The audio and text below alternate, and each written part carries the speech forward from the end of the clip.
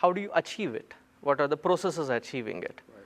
So the processes that are highlighted by the scriptures to achieve is they bring us back to understand as to what we are and who we are. So each human being is gifted, blessed by that divine, to have these basic three instruments. One is the grossest level, it being the physical aspect, the body. Right. And the next subtler one is the mind. And the subtlest of them is the intellect. So we have these three layers of body, mind, and intellect. In our structure, when I say BMI, they would not interpret it as body mass index, but they would understand that it is body, mind, and intellect. And then the final layer is the spiritual layer.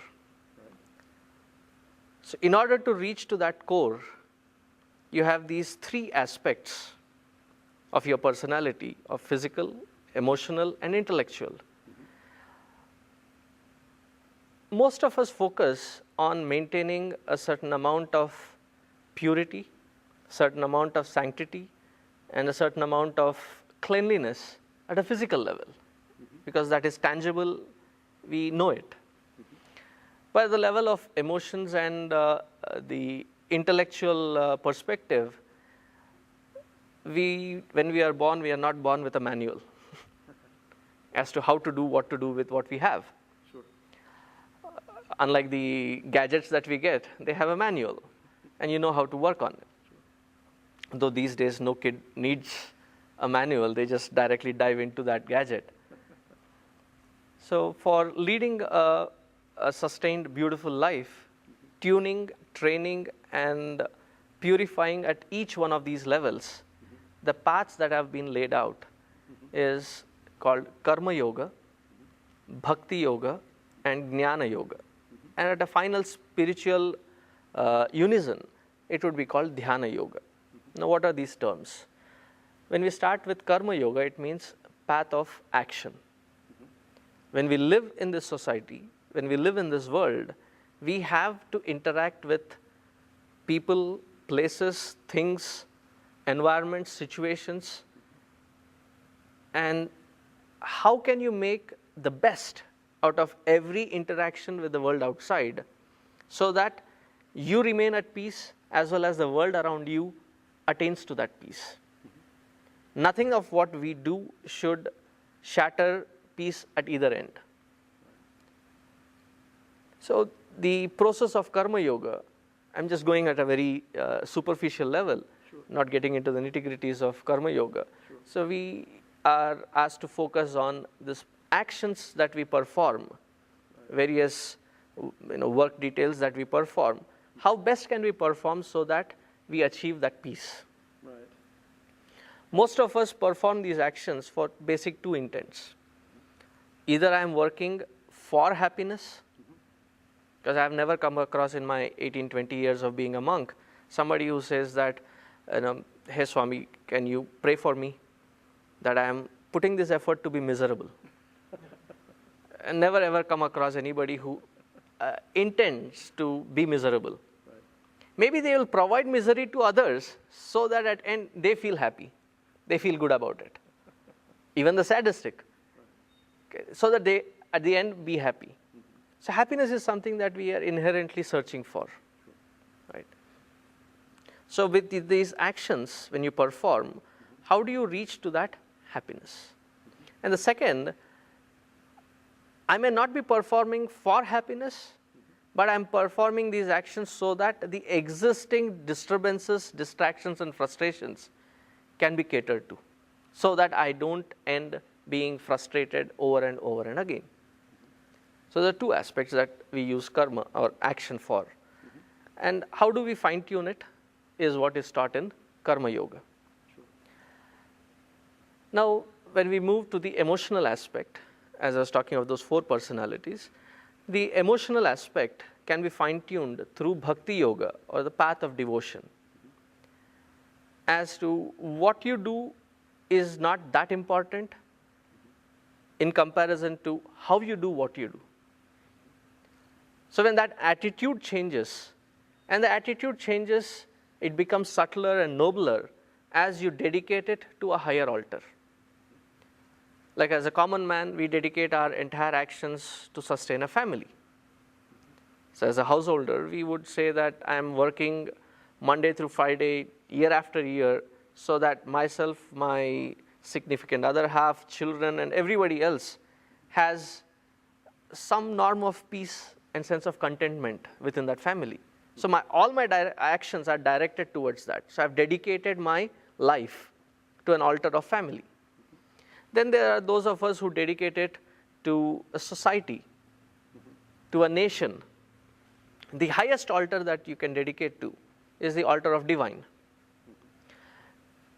And the path of devotion teaches us how you can tune to that divine. Here, let me introduce another concept. There are two aspects. One is called Saguna Sakara, and the other one is called Nirguna Nirakara. They're all personal forms of worship, and in this personal form of worship, you would find there are some who would create an altar of these various gods that we have, create a personal altar, like we have Rama here. So it's the altar of Rama. To that altar of Rama you dedicate. So there is a form, and there is a formless entity whom we call the Supreme God, Paramatma. And to that Paramatma we dedicate our actions. So either way, whether it is with form or without form, with attributes or without attributes, you are taught in the path of devotion how to dedicate your actions so that they are nobler.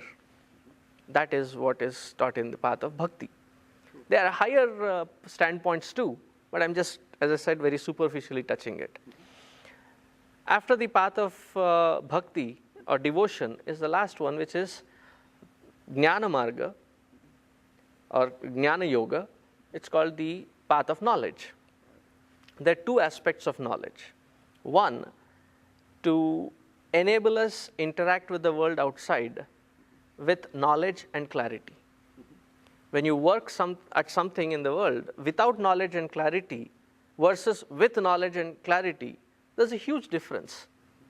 When you do it with knowledge and clarity, there is immense satisfaction immediately. When you do it with a chaotic mindset, we just contribute or rather contaminate the world outside with our chaos. So the first aspect of jnana or knowledge is the day-to-day interaction, how best we can tune ourselves so that we give our best. So I am at peace and rest of them around me are at peace. Then the second aspect of knowledge is focusing on the spiritual level to know who am I. Because in Hindu, one of the basic Hindu tenets is that you are not worshipping the divine, but you are tuning to the divine within. And you use these various altars so that you can finally tune to that divine within. It is an idol, which is an ideal of greater, higher, nobler values. As you think, so you become. So you meditate on these higher ideals so that you can tune to that divine within, so that you can recognize your true inner core of your being. And once you understand it intellectually, is when you practice the different practices of meditation as a final step of spiritual unfoldment and tune yourself to that divine and abide in that divinity. Why is that tuning and abiding in that divinity that important? Is because anywhere interacting outside, we do not find sustained happiness. You may find moments of joy, but they are not sustained, they are not permanent. Right. But tuning to the divine, the entire facet of human beings' interaction changes. And this sentence would make that understanding very clear. We, at this moment, work for happiness. But once you have tuned to the divine within, you would work with happiness. There's a huge difference. You are no more searching. You are working because you want to share that happiness. You are working because you want to give, contribute the path as well as the happiness that you hold to everyone that is around you. So that is the final, ultimate culmination of these processes.